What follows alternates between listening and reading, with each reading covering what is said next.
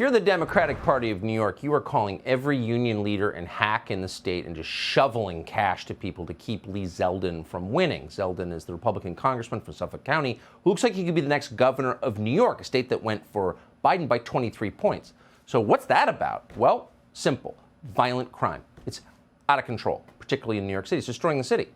For example, around 5:30 a.m. this morning in New York, a homeless man with 25 prior arrests, a suspect in previous sexual assaults, who was out on the street. That man raped and robbed a 43-year-old woman who was out jogging in the West Village, a very nice, probably the nicest part of the city. Again, this guy was already wanted for 2 prior sex crimes. In one of them, back in April, he sexually assaulted a different woman who was out for a jog. In October, he tried to rip the clothes off a 48-year-old woman walking on FDR Drive. Then he tried to rape her. So why was this guy walking around the city this morning? And the real question is, since this guy just raped someone in the West Village this morning, where was Kathy Hochul, the great defender of women? Oh, she's a woman. She's a big feminist. Did Kathy Hochul say anything about this today? Anything?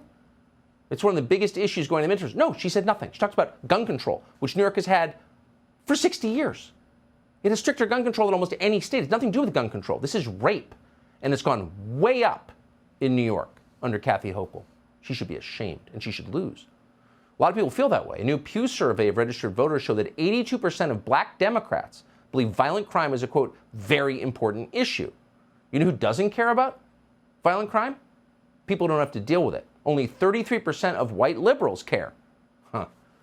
What explains the difference there? Larry Elder is a former candidate for governor of California. He's also the host of the Larry Elder Show on the Epic Times. He joins us tonight. Larry, thanks so much for coming on. So you'd think, like, if you are a feminist candidate and empower women and girl power and all that stuff, and you're Kathy Hochul, and people are getting raped in huge numbers in your state, you would say something about it, maybe? Well, you think so, and that poll pretty is very telling.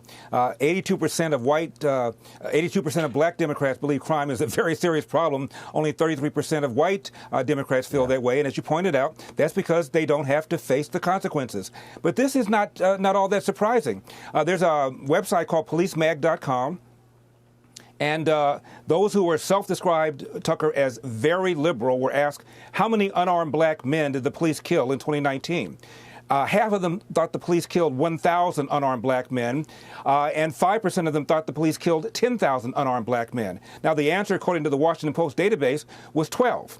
So they're not concerned about crime, but they're very, very concerned about the alleged systemic racism against the police, which is why you have all these DAs all around the country, many of them backed by George Soros money, soft on crime, cashless bail, letting bad guys out on the streets because they believe that they're victims of society, as opposed to people who are victimizing other people. Most of them are black and brown people living in the inner city.